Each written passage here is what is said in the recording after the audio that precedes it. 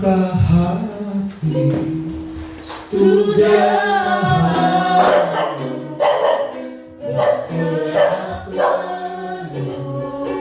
di hadiratmu,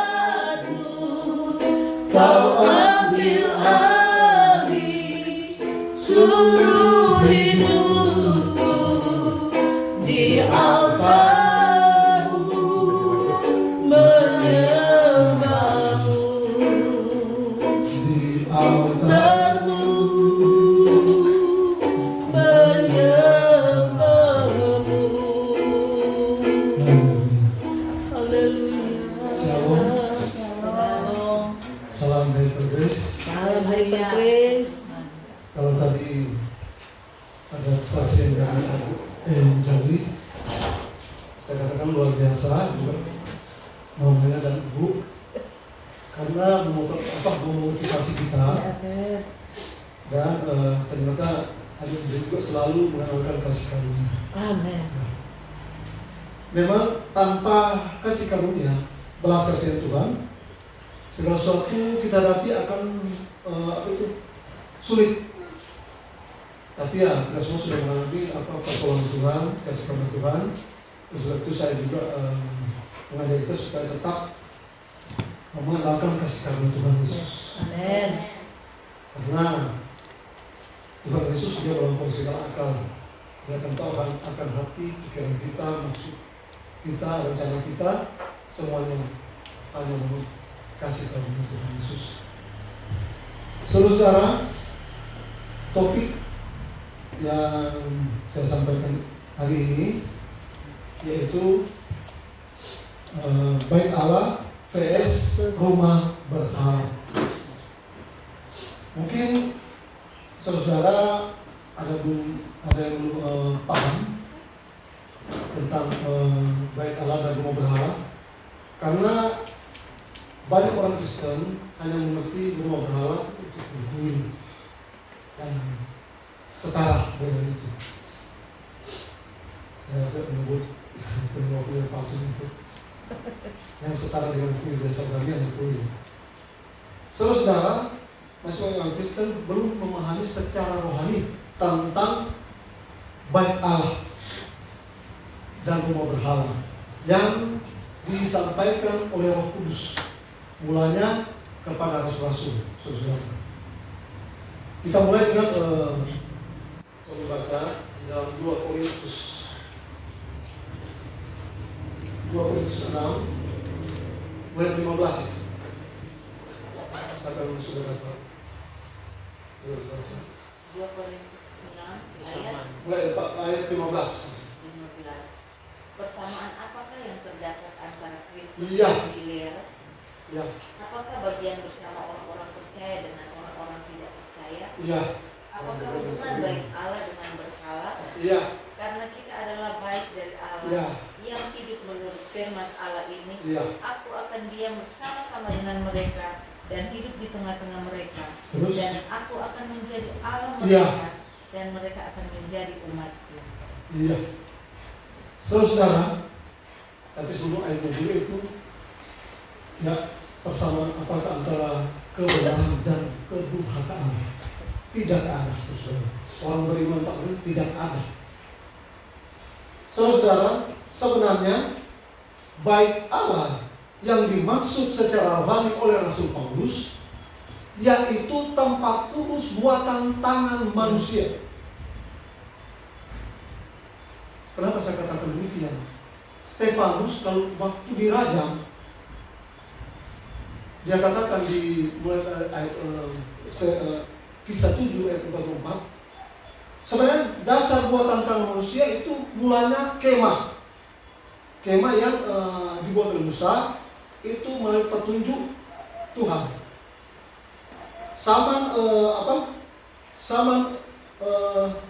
Salomo, Raja Salomo, dia menggantikan dengan gedung buatan tangan manusia. Tapi apa yang dikatakan oleh Stefanus, Salomo yang mendirikan Bait Allah, namun yang mati tidak diam di tempat kudus buatan tangan manusia.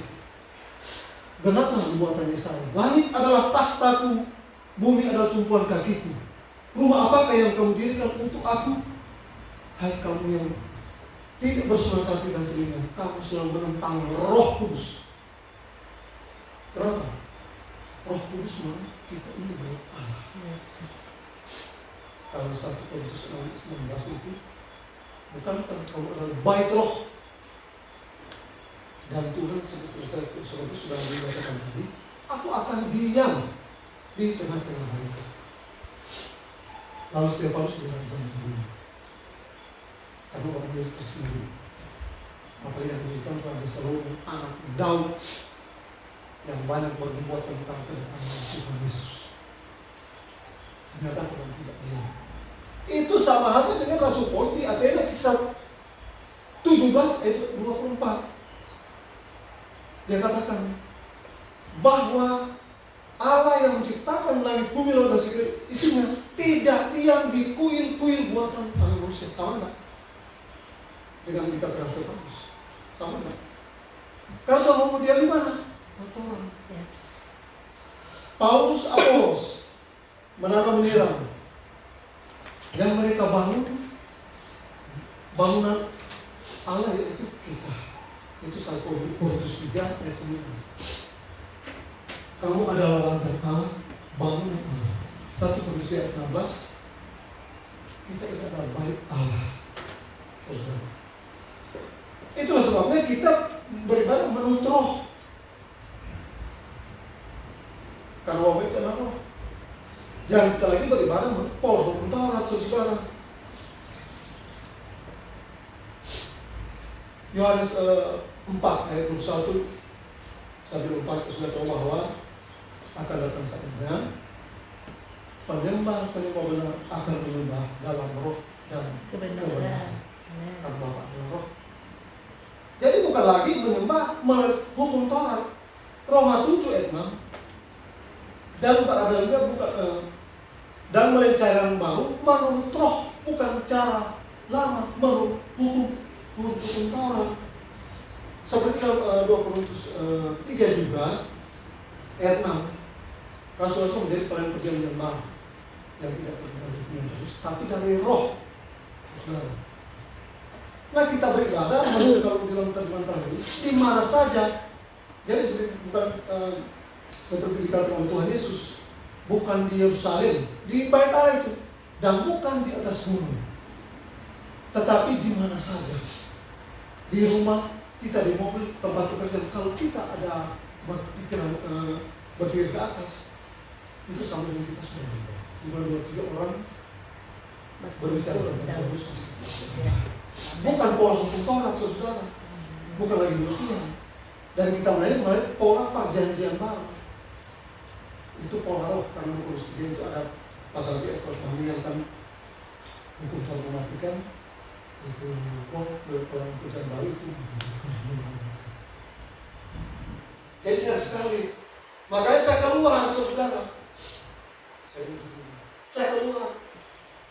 Karena pernyataan-pernyataan ini, saudara. Tadi keluar kan, itu berhubungan dengan Wahyu 18 ayat 2. Tampak persetujuan Roh Kudus. Saya kira makin tidak mungkin. Keluar, jangan terpaku di dalamnya. Ayat 4 itu Wahyu 18. Keluar, saudara. Maka saya keluar. Saya kan cari keselamatan. Saya mau selamat, saudara. Karena jalan keselamatan cuma satu, cuma Tuhan Yesus, cuma Injil, tidak ada lain, tidak ada campuran, tidak ada campuran, tidak ada, cuma satu. Kalau kita campur ya maka terjadi persinaran, kembali tadi itu pasal bersinar menduakan suara. Tapi yang kita lihat hari ini kan kita sudah mati bagi perjuangan untuk Kristus. Ini bercakap dengan Pak Pastor Geri mulai hukum Taurat bahwa ada yang itu ada yang menolak menjahat sama pasal hukum Taurat saudara. Kalau hukum Taurat masih berlaku, berarti Tuhan Yesus datang, dia menghentikan hukum Taurat, berarti mau kiamat. Kenapa saya katakan mau kiamat? Karena hukum Taurat dia akan pengampunan dosa setiap tahun. Ini kalau kita berpikir ya, Kalau hukum Taurat masih berlaku, berarti belum ada cerita hari kiamat. Karena Tuhan Yesus datang bukan lagi menghakimi dengan hukum Taurat, menghakimi dengan firman Injil. Ini dunia ini akan lenyap, akan binasa. Saudara, bukan lagi dihakimi dengan hukum Taurat. Kalau hukum Taurat tiap tahun berjalan terus pengampunan dosa, tiap tahun ada korban. Tapi Tuhan Yesus satu kali mati untuk selama-lamanya, tidak berulang-ulang. Jadi dia datang bukan menghakimi dengan hukum Taurat. Dan hukum Taurat kan sebenarnya sudah dibatalkan, sudah dihapuskan. Dan itu sebenarnya hanya sementara saja. Kita kan sudah tahu tentang hukum yang berlaku sama ini, sama Yohanes Pembaptis. Nah, kalau ada lagi yang mau mencoba menjalankan hukum Taurat, harus mutlak, secara mutlak. Kalau dalam Yesus 1:6 ingin menjadi pengajar hukum Taurat tanpa mengerti pokok-pokok secara mutlak. Karena kita tahu hukum Taurat benar kalau tepat dilakukan. Lakukan saja 600 diapas kalau mau. Tapi kalau masih melakukan mencobai Allah. Kisah berapa itu? Kisah 15 ayat 19 itu mengapa kau mau mencobai Allah dengan meletakkan suatu hukum yang tidak dapat dipikul oleh Dia. Jadi kalau kita mengajarkan kembali, itu akan mencobai Allah. Tahu-tahu sudah tidak berlalu, sudah dihapuskan, kita mau pakai lagi. Malah kita gabung lagi dengan Injil, terjadi kacau, ajaran kontroversi.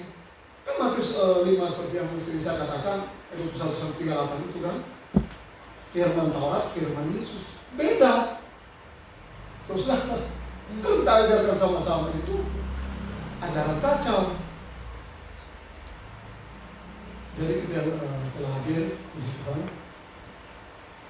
Memang ini ajaran yang kita miliki, yaitu kasih karunia, itu suka dipahami oleh orang-orang yang masih hidup di dalam Taurat. Karena apa? Kalau mereka masih membaca kitab itu, pikiran mereka tumpul. Mereka belum paham. Kalau mereka sudah percaya itu Injil lain, itu susah lain. Saudara, kita di sini kita kan hanya menerangkan suara Tuhan Yesus, hanya menerangkan firman Injil. Injil itu tentang Tuhan Yesus Kristus. Karena itu kabar baik, berita perdamaian, kabar keselamatan. Kenapa saya selalu katakan bahwa untuk ajaran permusuhan itu tembok pemisah. Orang Yahudi tidak bisa duduk makan dengan orang bukan Yahudi, dianggap najis. Kalau kisah sudah dua Petrus katakan, Rasul Petrus, kamu tahu betapa larangan keras orang yang berbangun bahkan makan. Tidak boleh, tapi Tuhan telah menunjukkan kemurahan kepada Petrus bahwa tidak boleh membiarkan orang. Setiap orang dari bangsa manapun yang mengamalkan kebenaran berkenan kepada itulah firman yang Yesus sampaikan kepada Israel, itu firman yang mendatangkan damai sejahtera. Itu Tuhan Yesus, bukan Taurat lagi. Saudara, kalau untuk orang Yahudi yang sampai sekarang mereka menganggap, nah sekarang lagi viral Palestina Israel. Andai kata orang Yahudi itu orang Yahudi sejati, orang Yahudi Injil, nah mungkin mereka akan serang. Apalagi mereka yang umat pilihan kan disebut. Tidak akan mungkin kalau mereka berpegang pada firman damai sejahtera. Tapi umat 17 Paulus sudah menjelaskan bahwa jalan damai mereka tidak tenang. Kan damai sejahtera kan cuma oleh Tuhan Yesus. Allah mendamaikan Tuhan Yesus dengan manusia. Allah mendamaikan manusia melalui Tuhan Yesus. 2 Korintus 5 ayat 19 itu. Tuhan mendamaikan ya, makanya Yesus ada saya dengan Pak Pastor berdiri Yesus 4 ayat sudah 14 dengan mati ya sebagai manusia tadi 300.000. Dialah damai sejahtera kita yang telah mempersatukan kedua pihak yang bukan Yahudi dan telah meruntuhkan tembok pemisah. Itu hukum Taurat. Sebab dengan matinya ia sebagai manusia, ia telah membatalkan tembok itu dengan segala perintah dan ketentuannya. Untuk apa? Untuk menciptakan kedua bangsa Yahudi yang bukan Yahudi menjadi satu manusia baru dalam dirinya, dan dengan itu mengadakan damai sejahtera. Damai sejahtera kepada mereka yang berkata itu orang Yahudi, damai sejahtera kepada kita itu bukan Yahudi. Saudara, banyak orang meremehkan Rasul-Rasul. Bahkan mereka lebih pintar dari Rasul Paulus. Ingat, Rasul Paulus adalah rasul untuk kita bangsa bukan itu bangsa basi. Apa adalah rasul untuk bangsa bukan itu? Dan memang dia sudah dibuatkan. Dia genapi itu Kisah 13:46. Tuhan berpaling kepada bangsa-bangsa lain. Malah dia rasul Paulus. Dan Kisah 9 kan Tuhan asingkan. Sebenarnya dia menjadi orang utusan kita. Terus saudara, ini Rasul Paulus. Jangan sampai menagih Paulus, melalui Paulus. Paulus cuma saksikan cuma satu, cuma Tuhan Yesus. Dulu kan pernah saya katakan, dulu dia antikris. Dia berpikir dia membela Taurat, membela golongan Farisi, dia berpikir perbuat bakti bagi Allah. Ternyata tidak, saudara. Ternyata musuh Allah. Siapakah engkau? Aku lakukan musuh Tuhan Yesus yang adalah Allah. Saudara, tapi syukur dia datang menjadi dipanggil di dengan pernyataan dalam 1:11 pernyataan Yesus Kristus yang diangkat dulu dia dibandingkan Gamaliel terhadap Kuntuar Filipi 3 itu tidak bercacat, dia adalah penganiaya jemaat tanpa hasil penganiaya jemaat yang sebagai satu dianggap sampai itu sampah sendiri. Itu yang dipungut, dicemot-cemot kalau Pak Erik saudara cemot-cemot oleh agama-agama ini saudara.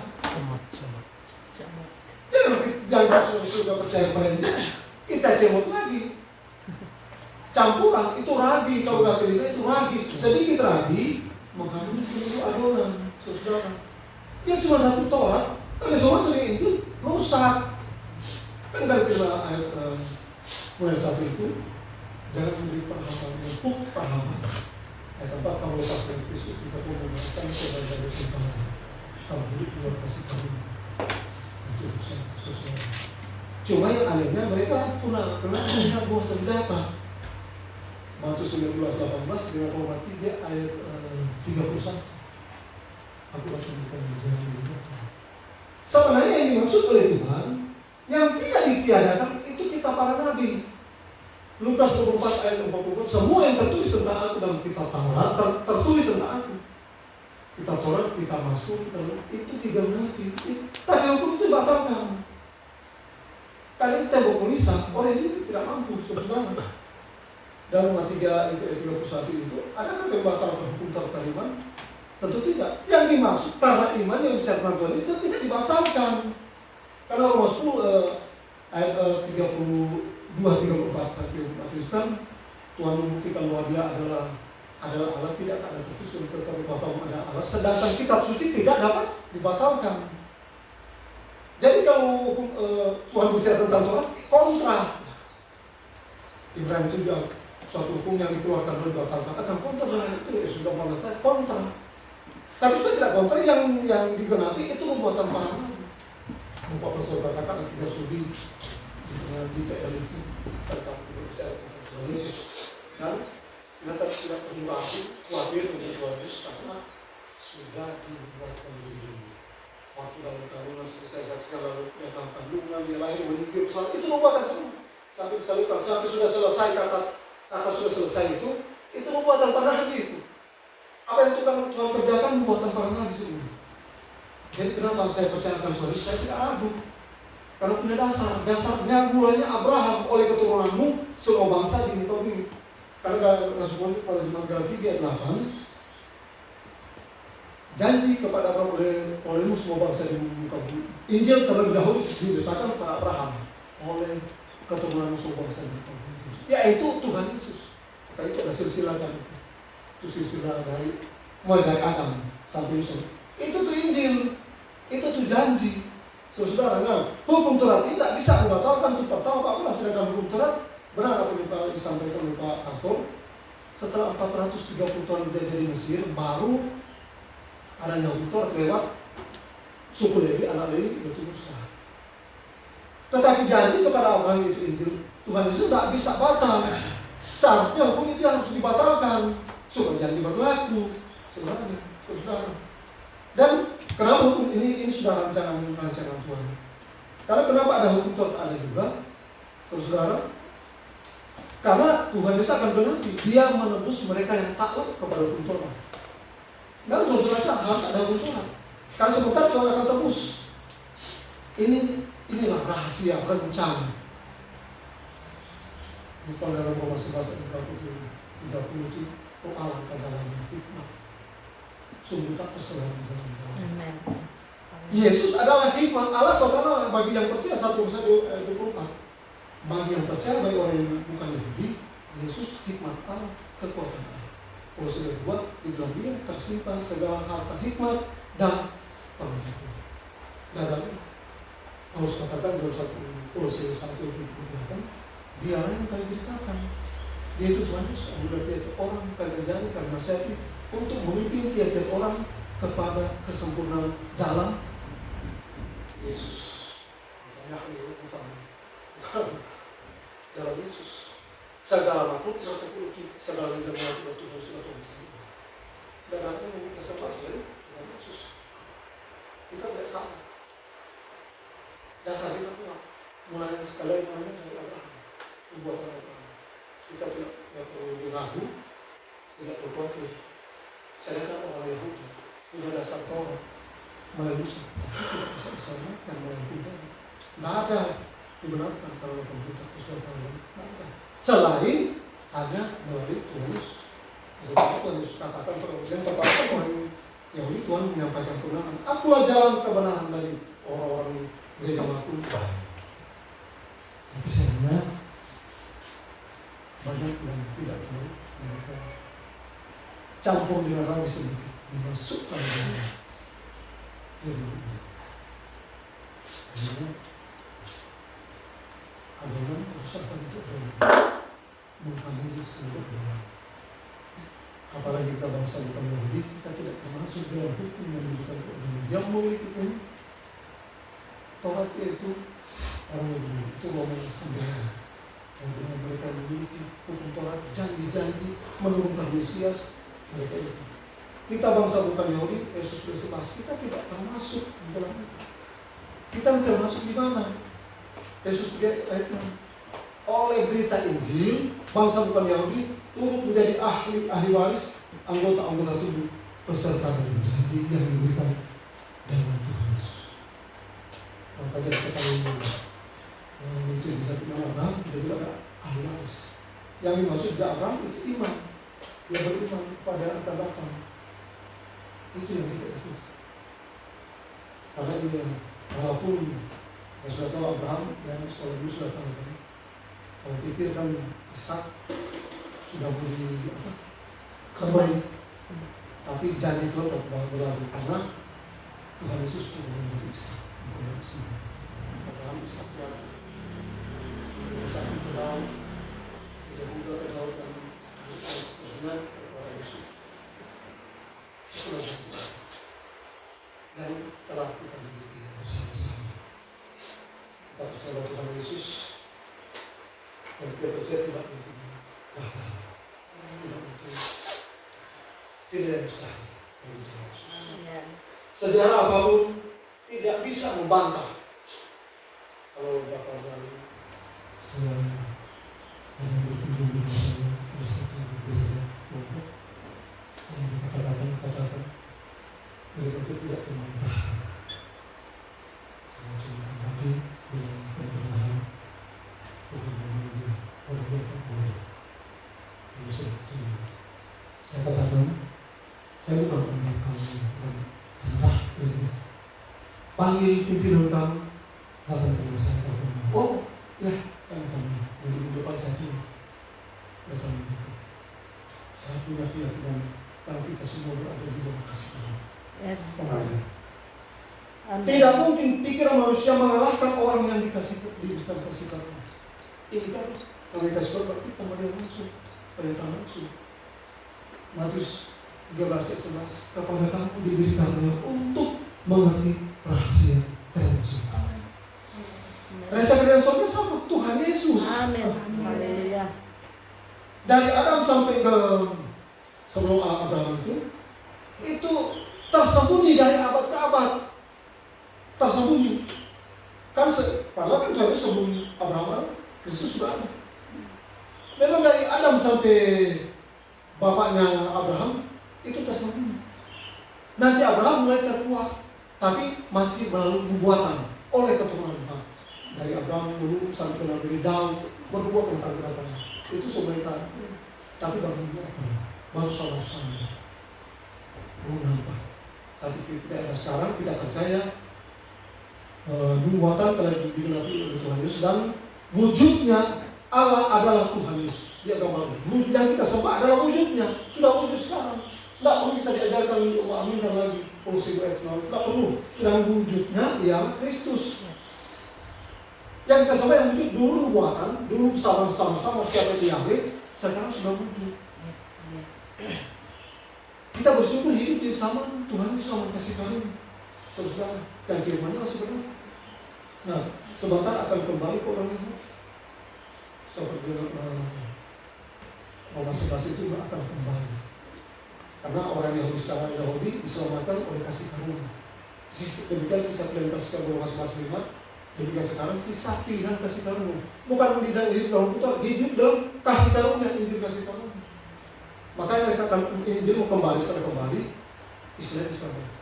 Mungkin dengan keberadaan Israel nanti, tapi sekarang bukan peperangan sekarang, karena mereka masih berkuasa, baik ekonomi mereka masih kuasai. Karena pemegang saham di bank dunia adalah orang Israel. Ini orang seluruh negara bank, ini bank dunia.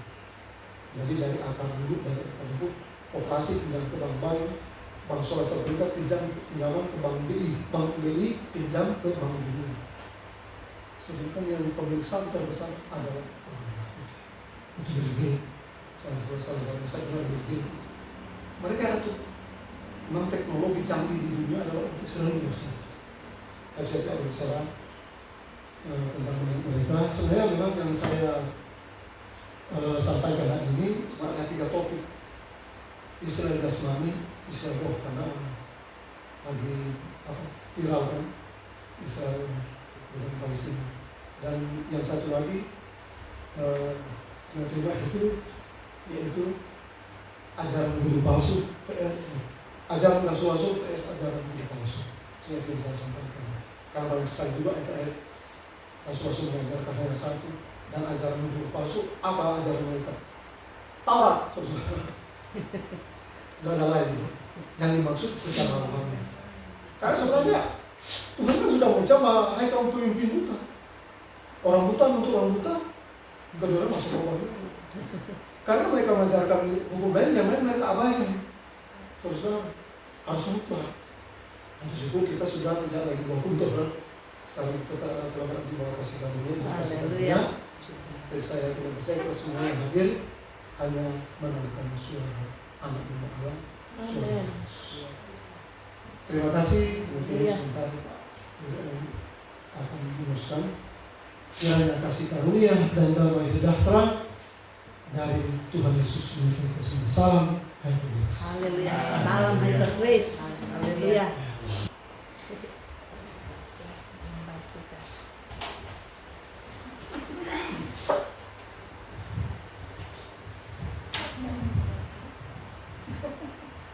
Ya, terima kasih untuk pemaparan materinya oleh Pastor J.J. Berry.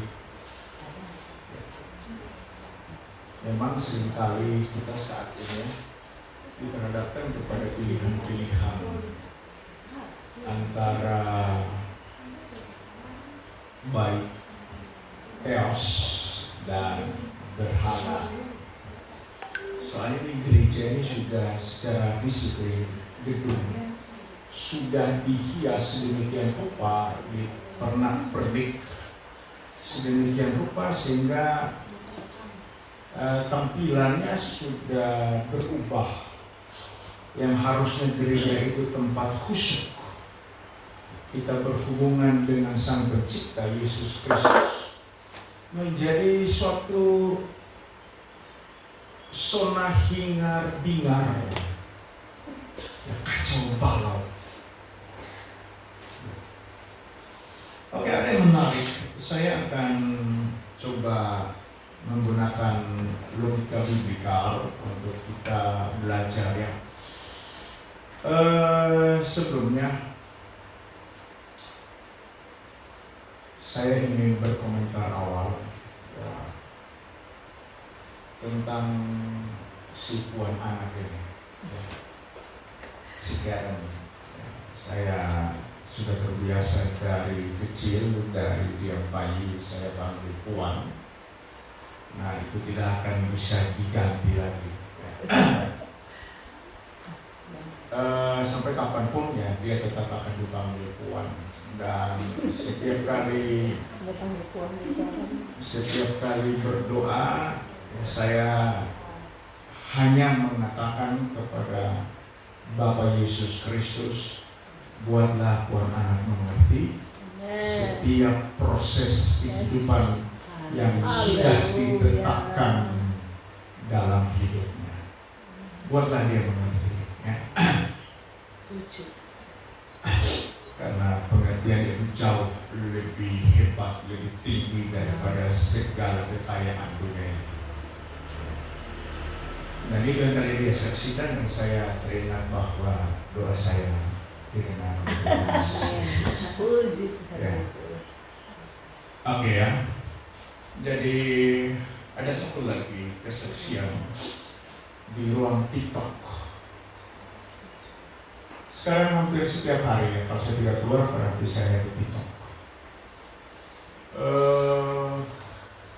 Sudah ada beberapa orang ya, paling kurang kita 4 orang Islam yang tekun mengikuti TikTok saya. Ada satu yang sangat santun ya 4 orang ini memang sangat santun. Dari semua rata-rata Islam yang masuk ya, saya selalu bernarasi begini, agama itu dari bahasa Sanskerta artinya tidak kacau ya. Jadi buktikanlah Anda yang beragama itu tidak kacau, apalagi suka bikin kacau. Jadi akhirnya mereka terpengaruh. Haleluya. Ya. Biarlah perbedaan ini menjadi suatu keindahan seperti warna pelangi. Kalau perbedaan diupayakan untuk disamakan, makanya itu namanya usaha mencari angin. Usaha yang sia-sia. Dan itu yang disebut tuna logika. Perbedaan tidak mungkin disamakan, namanya berbeda. Setiap kita pribadi berbeda. Di dalam agama pun ada banyak perbedaan. Perbedaan hanya dapat disatukan, tidak mungkin disamakan. Ya. Jadi si Glory ya, nama Facebooknya, Facebook TikToknya, dia rajin ya. Dia bilang, Pastor, saya sudah mulai ingat kalau jam 4 itu pastor mulai. Jadi apapun, kalau saya sibuk sebagaimanapun itu, saya akan usahakan supaya ikut pemaparan teologi dari pastor. Ini saya sangat berhati-hati karena jangan sampai kefe berdiri ya, orang sudah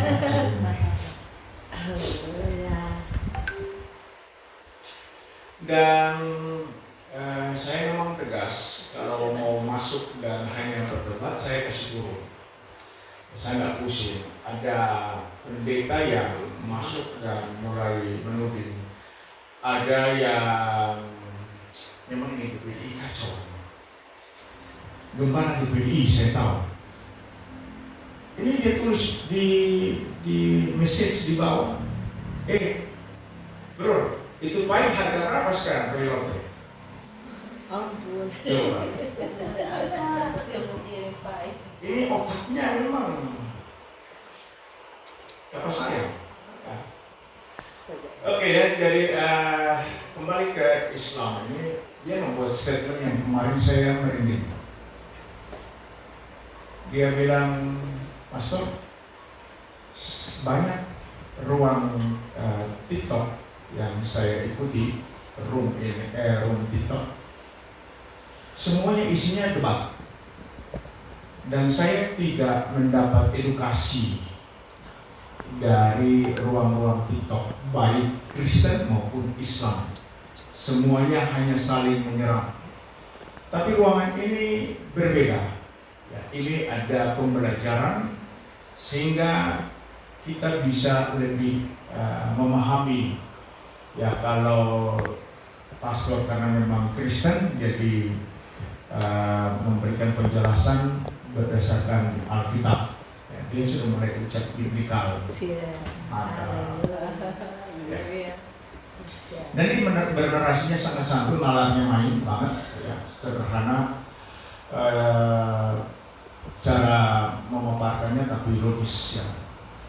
Yang kemarin saya terheran, ya, karena dia sering masuk dan bertanya itu memang harus berpikir baru jawab. Ya.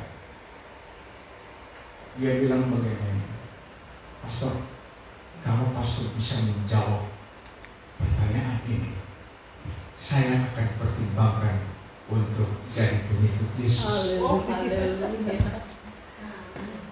Itu yang saya, kemarin saya merinding habis kepalanya tuh rasa besar. Itu statement yang dilihat oleh sekitar 7.000 orang yang nonton. Saya akan pertimbangkan untuk menjadi pengikut Yesus Kristus. Terus ketika dia bertanya, saya menjawab, ya. Dan dia memang sangat santun, ya. Dia menalarnya dengan baik. Saya yakin bahwa segala sesuatu itu ada di dalam kendali absolutnya Yesus Kristus, Bapa Bapa kita. Saya selalu mengangkat, kemarin saya pakai topik, Yesus itu Bapa yang Maha Kuasa. Dia baca, Yesus itu Bapa yang Maha Kuasa.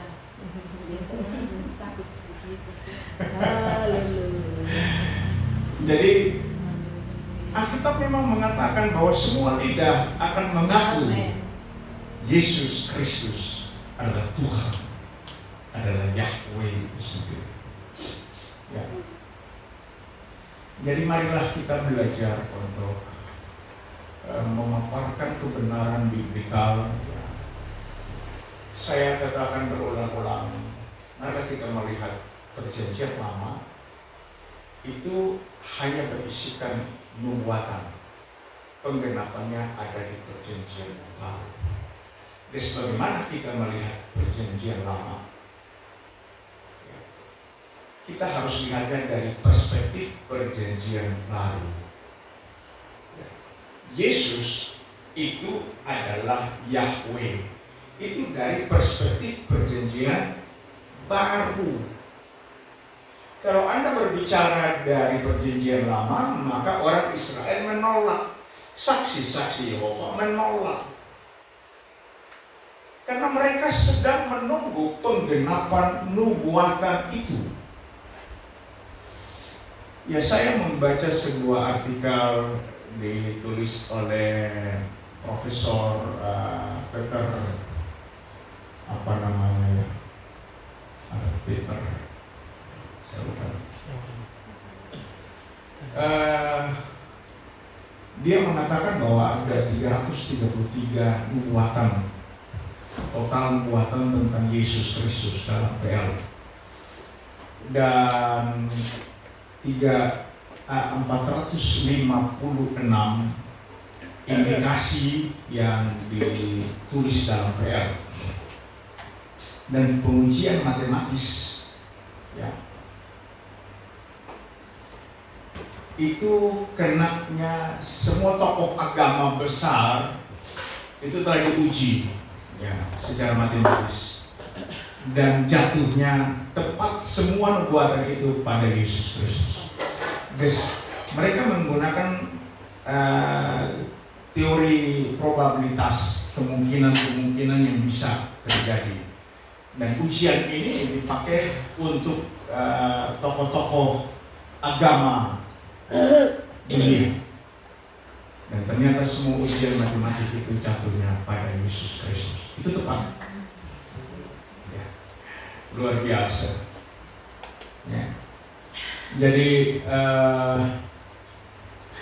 yang saya mau kasih tahu di sini, ada banyak orang menunggu kita untuk menyajikan data-data biblika. Ya. Jangan berhenti belajar. Ya. Kalau saya tampil, mereka selalu panggil Pak Guru. Ya. Saya bingung juga, tapi itulah terserahlah. Ya. Karena saya memaparkannya selalu dalam tensis, ya, gramatikalnya. Jadi ada pembuktian yang tidak bisa disangkal bila periksa gramatikal. Gitu. Jadi yang saya kasih tahu dalam teologi biblikal, metode tafsir biblikal itu ada 3 prinsip tafsir. Ya, tafsir biblikal itu ada 3 cara menafsirnya. Satu, apa tuh? Literal, historical, dan gramatikal. Memang cuma tangkap di ujung tuh Pak.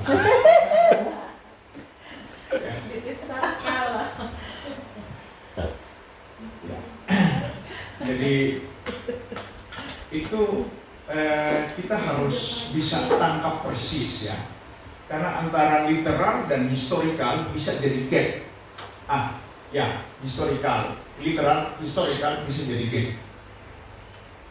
Apa yang dipahami oleh orang-orang Israel waktu terima hukum Tuhan, hukum Musa, yang lebih populernya itu disebut sebagai Pentateuch, ya, 5 kitab Musa. Kalau dikaitkan dengan historis waktu zaman Yesus, nah ini akan sangat susah. Musa ke Yesus, Torah ke Yesus, ya. Maka tadi disentil. Saya bilang hukum Torah sudah dibatalkan, banyak protes. Kemudian ada satu yang ngakunya dari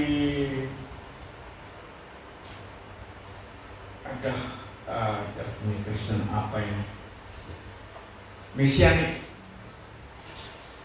Dalam ruang diskusi dia bilang, kalau Torah dibatalkan berarti pernikahan incest dibolehkan.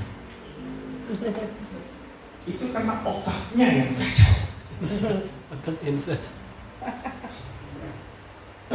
Kemudian ini Muslim, ini dia juga tanya, Pak, kayaknya tidak memenuhi hukum keadilan kalau Torah semua dibatalkan. Ya. Jadi saya tanya balik, di mana kira-kira bro yang tidak memenuhi hukum keadilan? Perhatikan Torah bilang, dasatita 1-4, kasihilah Tuhan Allah vertikal. Jangan ada padamu ilah lain. Jangan sujud menyembah. Jangan. Sampai jangan. Yesus bilang, kasihilah Tuhan Allahmu dengan segenap hatimu, akal budimu, kekuatanmu. Ya. Semua yang ada pada kita dipakai untuk mengasihi Tuhan. Ini vertikal.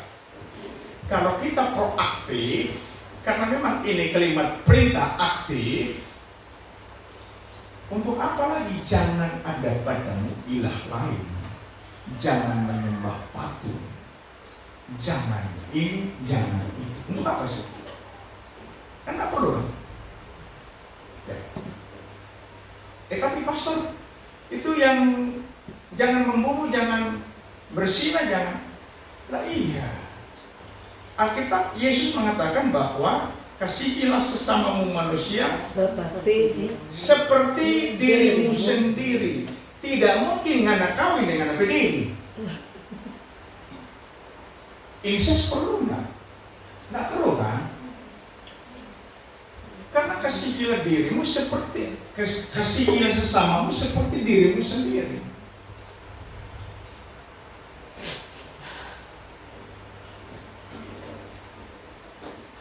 Jadi si Islam ini kenapa? Ini susah sekali. Sebenarnya memang bukan cuma susah sekali, super susah. Kalau hukum Taurat, pelanggar langsung petok matinya. Tapi Yesus bilang,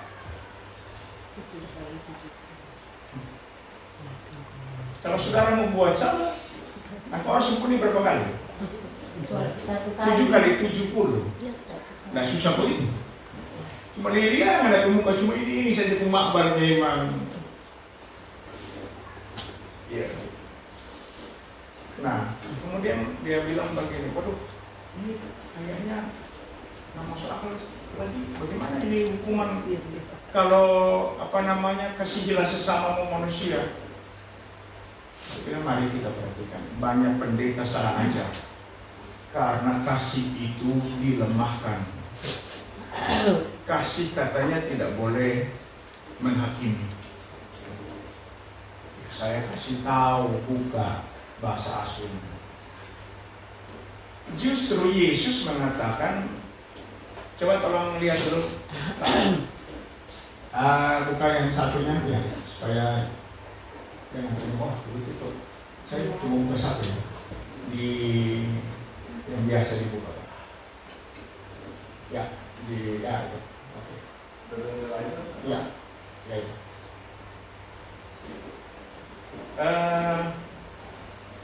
Yohanes 7 ayat 24.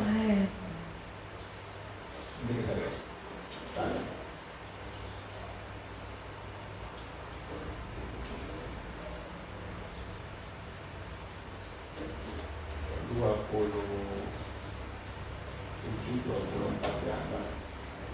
Janganlah menghakimi ya. Janganlah menghakimi menurut apa yang nampak. Tetapi hakimilah dengan adil. Ini perkataan Yesus. Janganlah menghakimi menurut orang pemata. Pandangan mata bisa salah. Kalau kita melihat hakim yang bertugas di ruang pengadilan, dia perlu bukti-bukti. Setelah itu buktinya terkumpul, dia perlu apa lagi?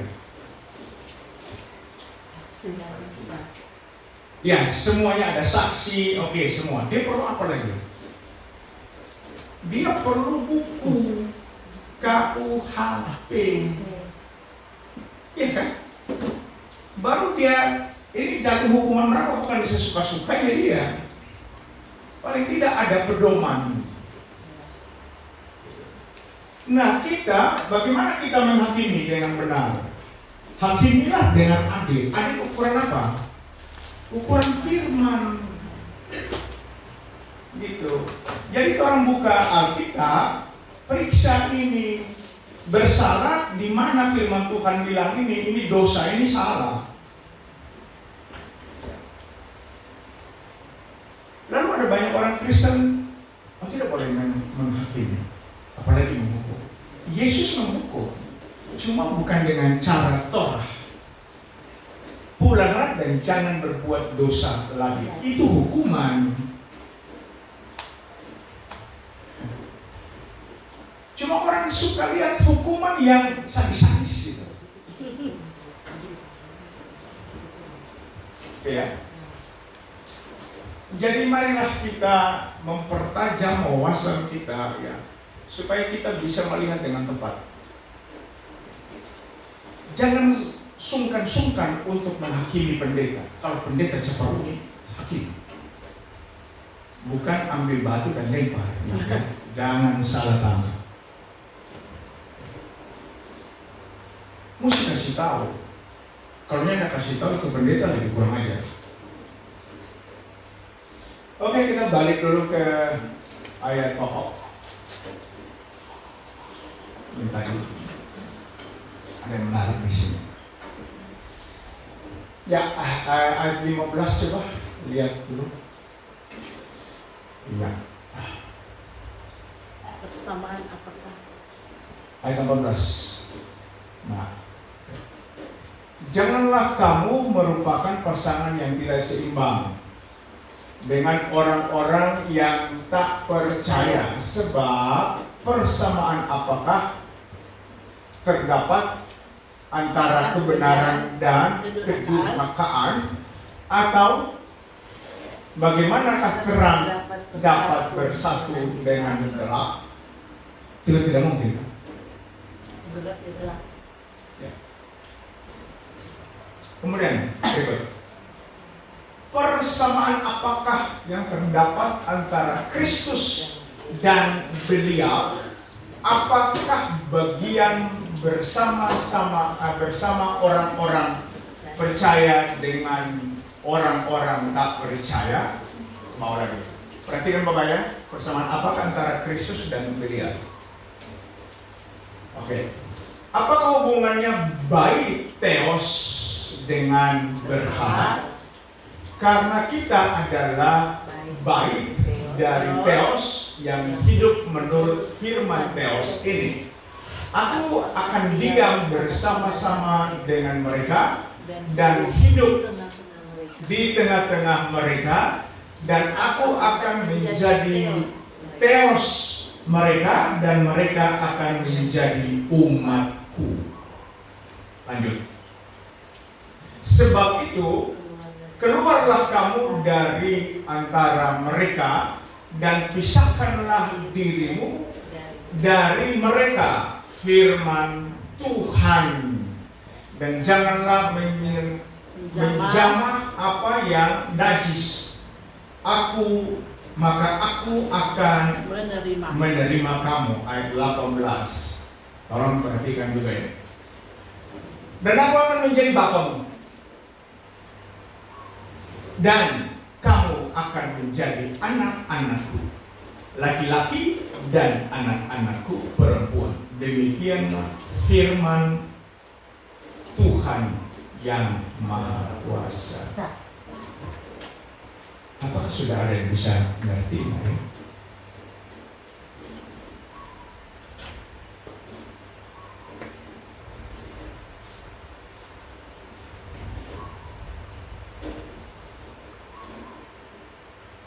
Ini sebenarnya pernyataan tentang Yesus Kristus. Paulus dalam suratnya kepada jemaat di Korintus, karena di Korintus ini jemaat besar, tetapi pemberhalaan di dalam gereja pun banyak. Jemaat yang full dengan karunia-karunia, tetapi full juga dengan kekacauan. Saling pembenaran diri. Ya. Ada penyusupan dari luar yang masuk. Makanya coba perhatikan, ada persamaan apakah antara Kristus yang diurapi yaitu Yesus dengan beliau?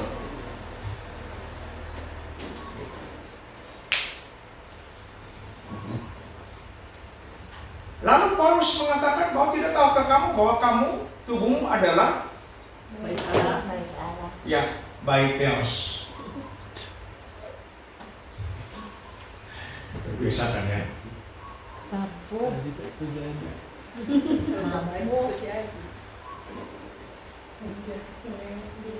Jadi dari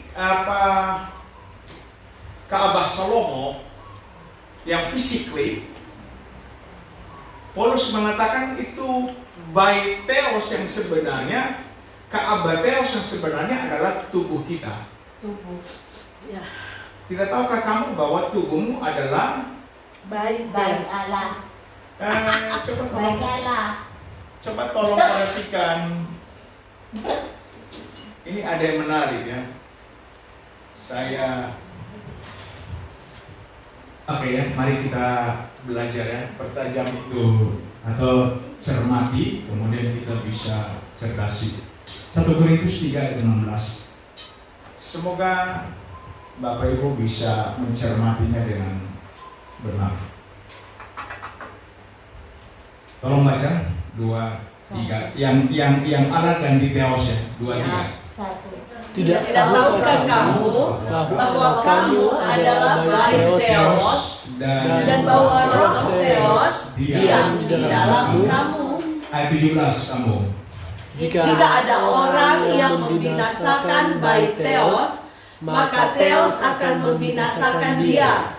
Sebab bait Theos adalah kudus, dan bait Theos itu ialah kamu. 1 Korintus 6 ayat 19. Hati-hati, saya bilang tolong cermati. Akan saya tanya. 1 Korintus 6 ayat 19, 2, 3. Atau tidak tahukah kamu bahwa tubuhmu adalah bait Roh Kudus yang diam di dalam kamu, Roh Kudus yang kamu peroleh dari Theos, dan bahwa kamu bukan milik kamu sendiri? Oke. Jadi tadi 2 Korintus 6 ayat 16 itu apa hubungannya bait Theos dengan berhala? Nah, tapi ada yang menarik di 1 Korintus 6 ayat 19 dan 1 Korintus 3 ayat 16. Satu bait Theos, satu Roh Kudus. Bait Roh, Sudah. bait Roh Kudus dan bait Theos. Jadi yang satu adalah bait Theos, Satu bait yang Theos satu adalah bait Roh Kudus. yang diperoleh dari Theos. Jadi Sama. apakah Theos dan Roh Kudus itu oknum yang berbeda?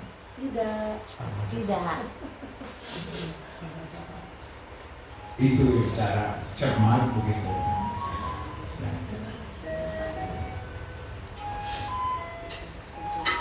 Dan Paulus mengatakan bahwa bait Theos atau bait Elohim pada perjanjian lama, bait El.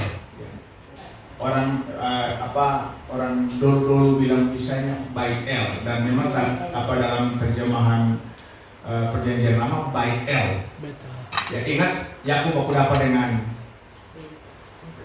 ya Tuhan kan disebut bait El kan, ya tempatnya atau baitnya El, tunggal, bukan bait Elohim. Ya. Kita kembali ke tadi 1 Korintus ya. Yang tadi kita punya bahasa di mana?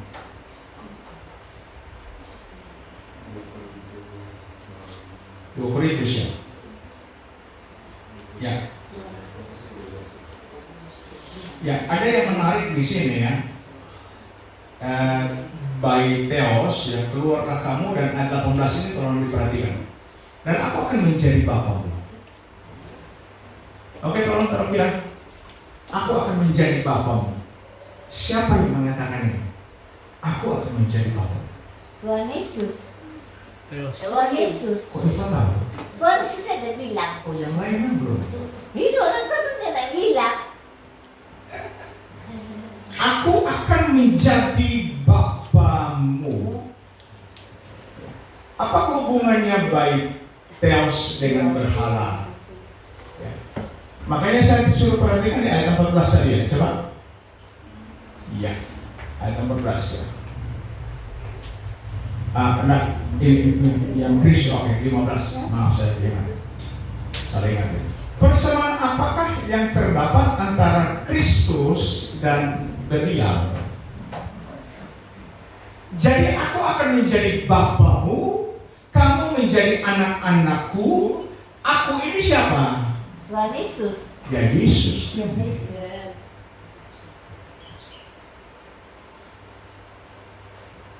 jadi terkadang kalau orang Kristen enggak gimana ya?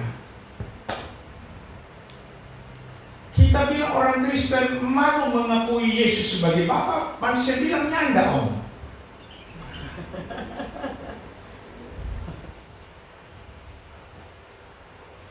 Buktinya di mana? Jadi kalau kita menolak dengan benar, cermat dengan benar, tepat, ya ini terdapat antara apakah Kristus. Ini dia berbicara kepada jemaat Yesus Kristus di Korintus.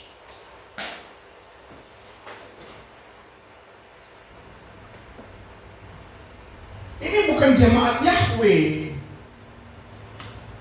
Ini perjanjian baru, kan? Ini bukan ibadah di sinagog. Ini bukan ibadah di Bait El, bukan. Di Ka'bah Salomo, bukan.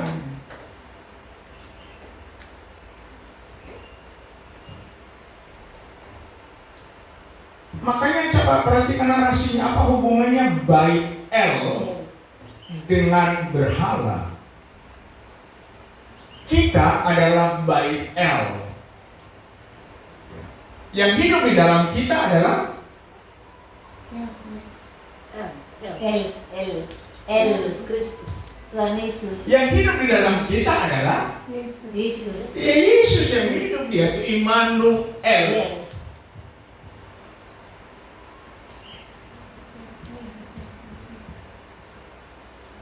Coba orang lihat Matius pasal 1 ayat 25.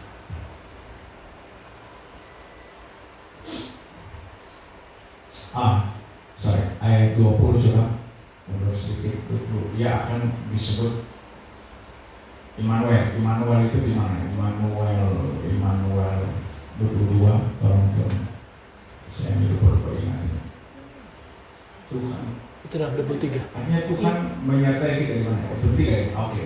23. Ya, sesungguhnya anak darah itu akan mengandung dan melahirkan seorang anak laki-laki, dan mereka akan menamakan dia Immanuel.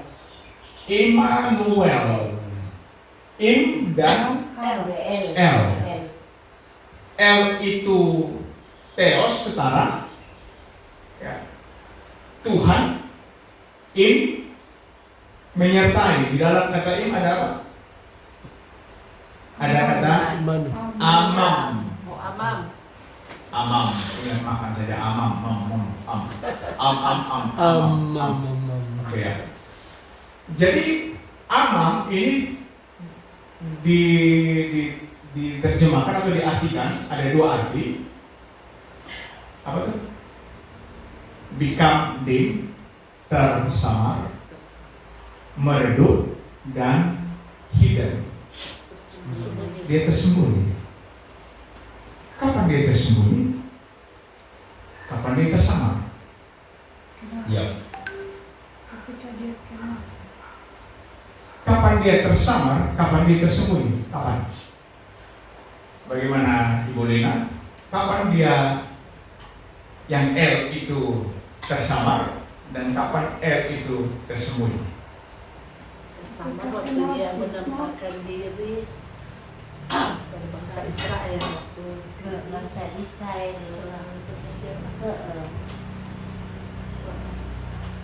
Ini yang berbicara ini malaikat Tuhan, malaikat Yahweh. Ini yang disebut Immanuel ini siapa? Yesus. Yesus ya. Iya. Ya. Kapan Yesus itu tersembunyi dan kapan dia tersamar dan kapan dia tersembunyi? Kalau kita yakin bahwa Immanuel ini adalah Yesus, pertanyaan adalah kapan Yesus itu tersamar dan kapan dia tersembunyi? Menandakan bahwa setelah itu dia iya.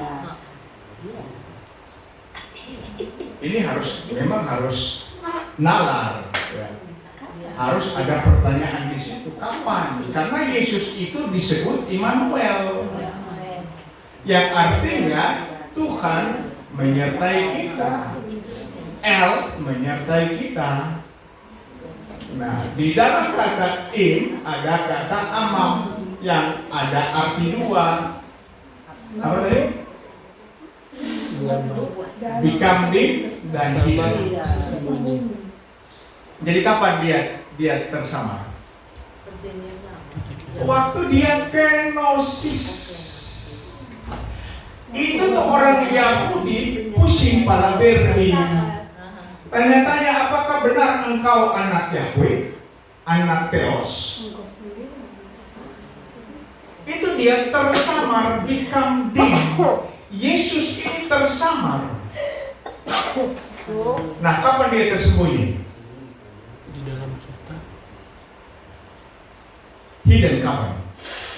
sekarang. Waktu dia kembali ke sorga, dia bilang, aku tidak akan meninggalkan engkau yatim piatu. Aku Datang segera. datang segera. Nah, kalau dia datang segera, dia ada di mana orang nggak bisa lihat. Tersembunyi. Itu yang disebut tersembunyi. Atau di surga. Ya. Itu bentuknya present tense. Dia tersembunyi di mana? Di dalam kita. Dalam bentuk apa dia tersembunyi? Iman. Roh. Kalau dia datang dalam bentuk fisik, ya tentu dia tidak tersembunyi. Iya, nggak bisa Kan begitu kan? nggak bisa masuk. Ya. Jadi dia harus dalam bentuk roh. Makanya dia bilang begini, aku ada. Dalam bentuk zat.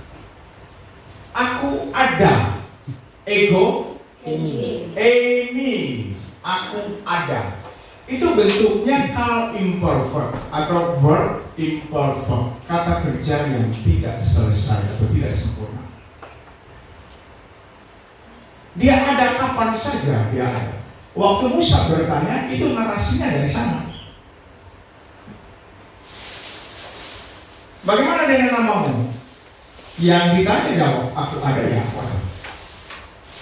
Aku ada dari engkau sampai engkau. Aku ada dari dulu, sekarang, dan sampai selama. Itu disebut sebagai EY Asyir, EY. Aku ada, ya aku ada.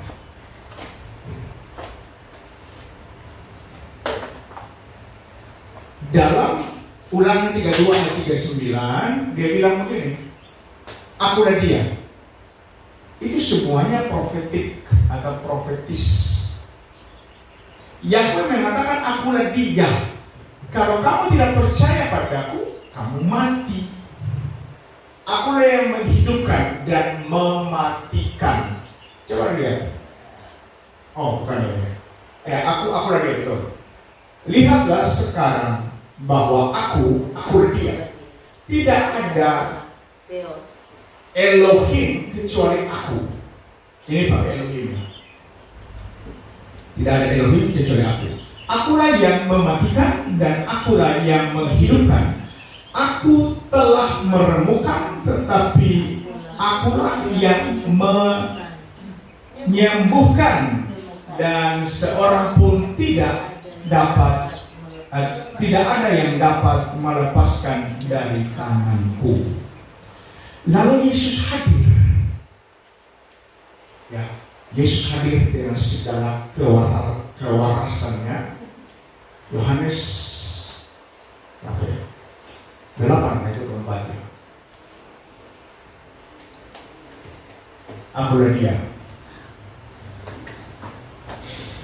Betul ya, Pak?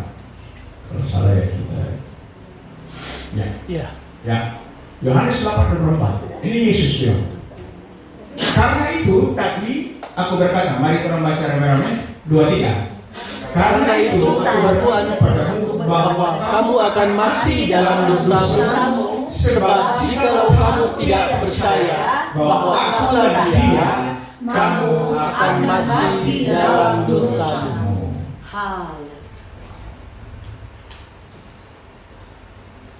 Tolong lihat tensis di Bible analyzer.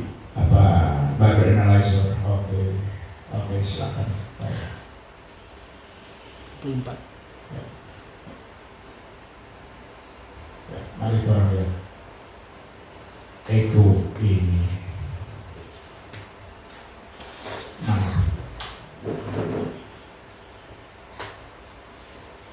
Ego itu tadi.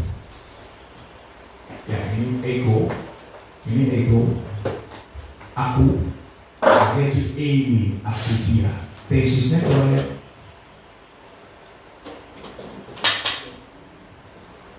Ya, itu Strong. AB-nya, betul ya?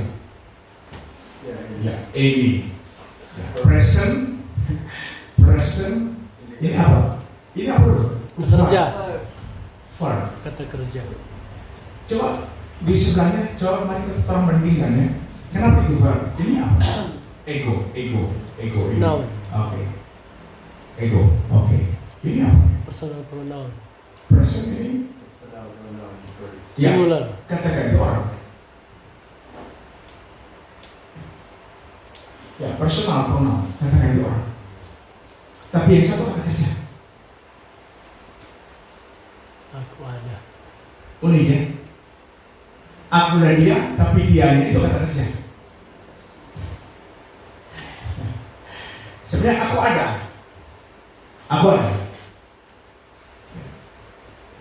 Oke, coba kembali ke kata Amy. Ya, Amy. Oke. Ya, jadi present indikatif.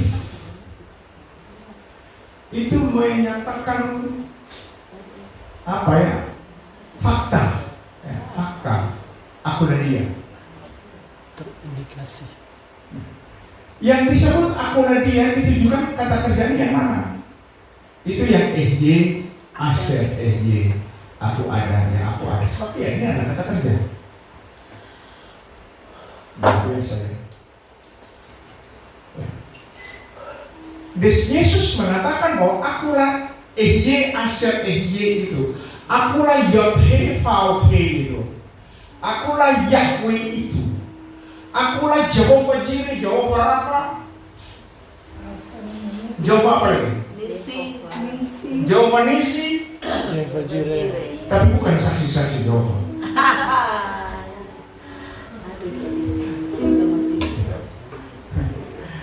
Jadi Yesus sendiri yang mengatakan. Luar biasa. Oke ya. Jadi Yesus mengatakan bahwa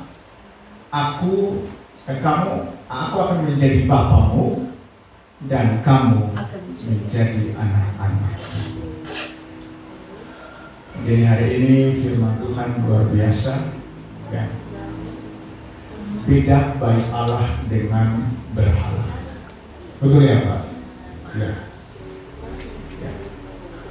Jadi karena kita bait El, Yesus tinggal di dalam kita.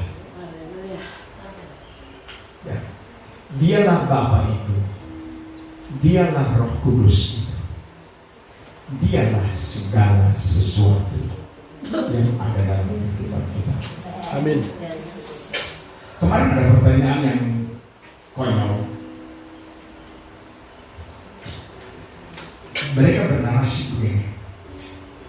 Apakah menurut Pak Jiri, kalau yang maha kuasa, bisakah dia tidak menjadi maha kuasa? Ini pertanyaan paling blok sejarah.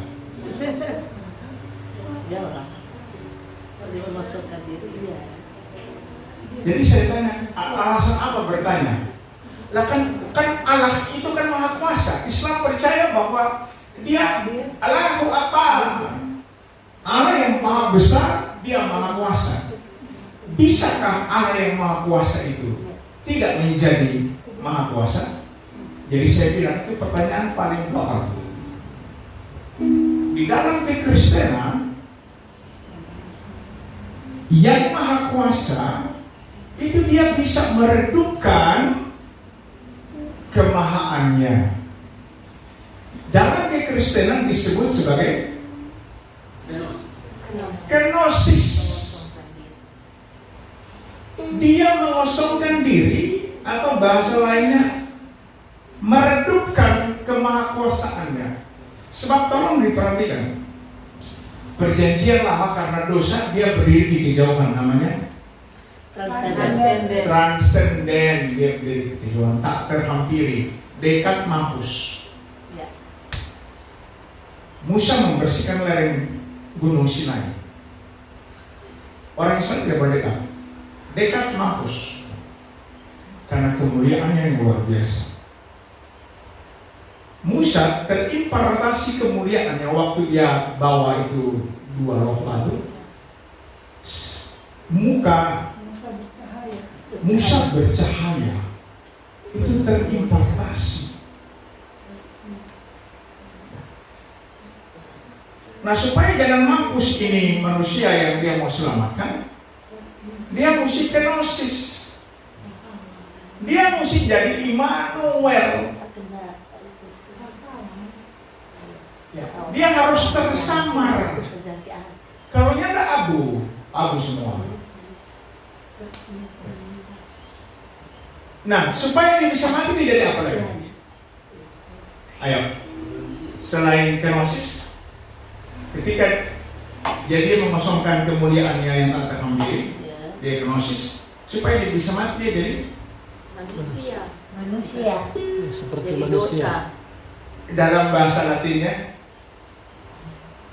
inkarnasi atau inkarnatio. Mensalih perasaan. Nah, itu ada di Ibrani 2 ayat 14. Tolong mari perhatikan. Tolong belajar ya supaya jangan pendeta-pendeta memenuhi itu.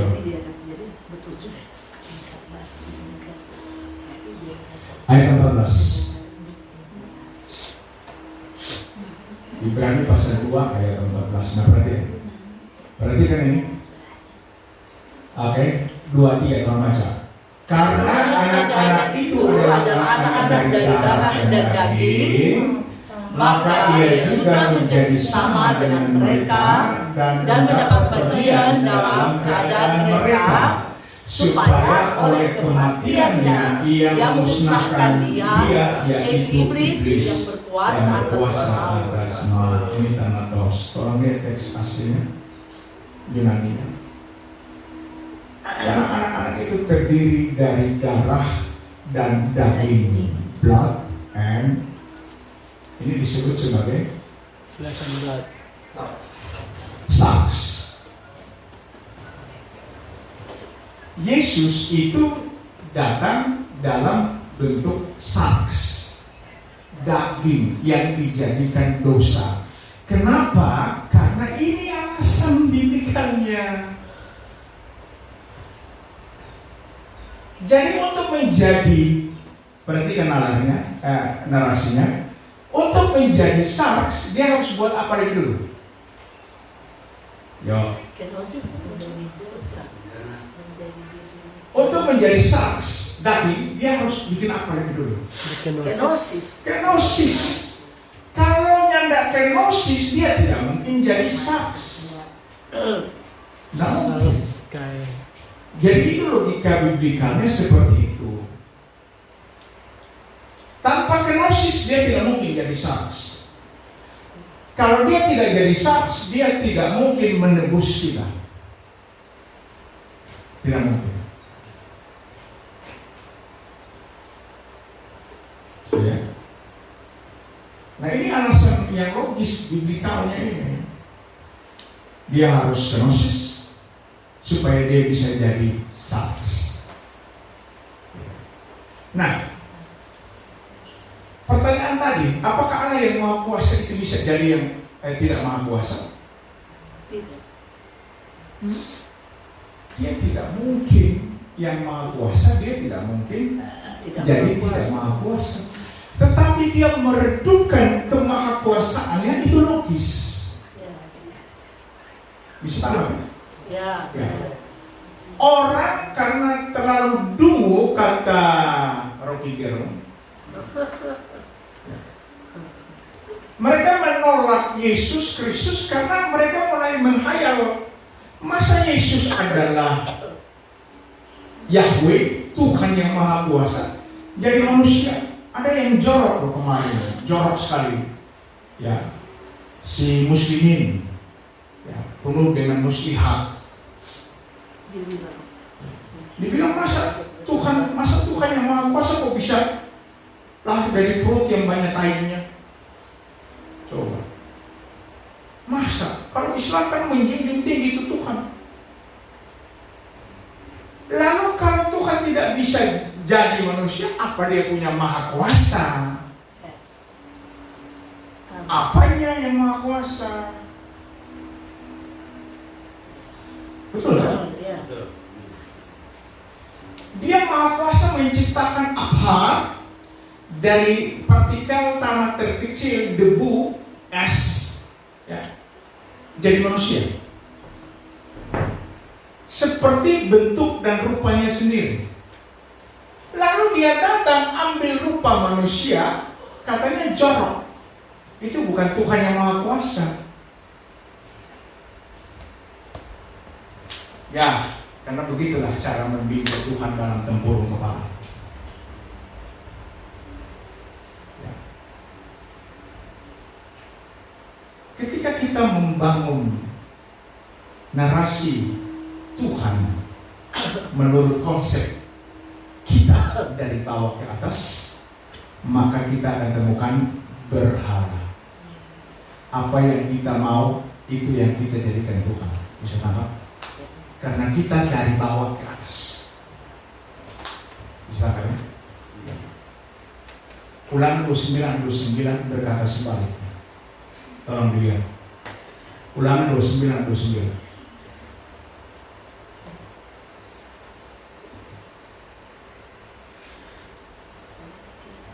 Bisa ingat ini ayat?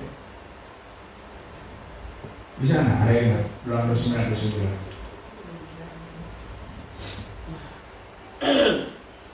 Ya, oke, mari kita baca 2-3. Hal-hal yang tersembunyi ialah bagi Tuhan, Theos kita.